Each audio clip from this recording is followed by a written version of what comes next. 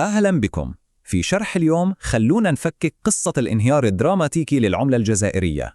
يا ترى إيش اللي حصل بالضبط وراء هذا السقوط؟ خلونا نبدأ بالرقم اللي هو أساس القصة كلها، 300.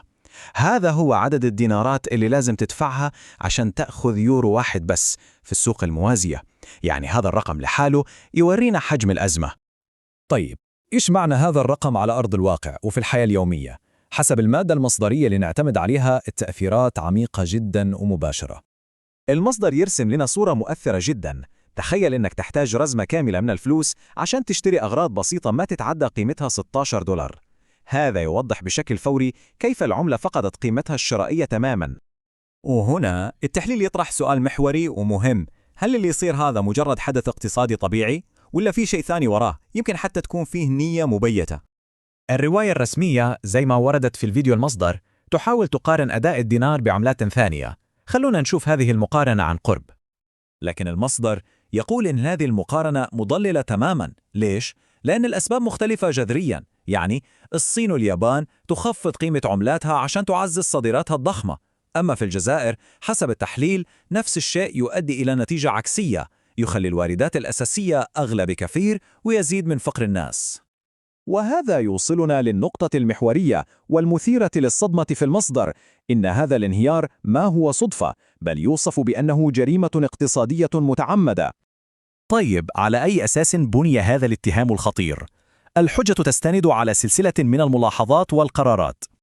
التحليل يبدأ من النظام المالي الرسمي اللي يوصف بأنه شبه مشلول بالنسبة للمواطن العادي والتاجر، فالبنوك حسب ما ورد صارت مثل الخزانات المقفلة، والاقتصاد الحقيقي كله ماشي في مكان ثاني تماما.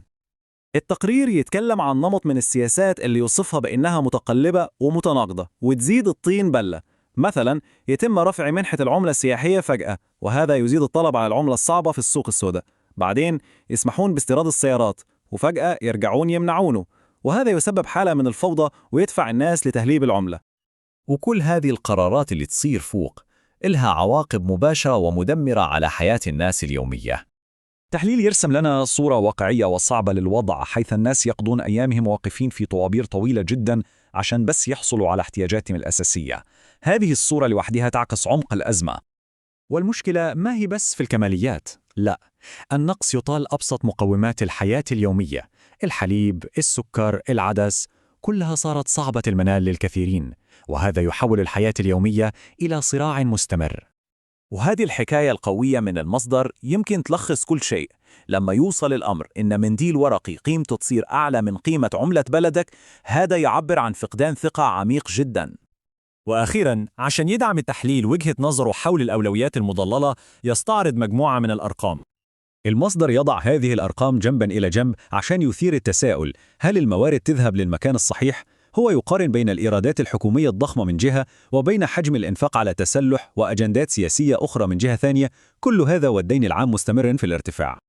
ونختم هذا العرض بالسؤال الأخير والمثير للجدل ليطرح المصدر نفسه: في النهاية، من سيحاسب على هذا الانهيار؟ سؤال يتركنا نفكر في كل العواقب اللي تم عرضها في هذه القضية.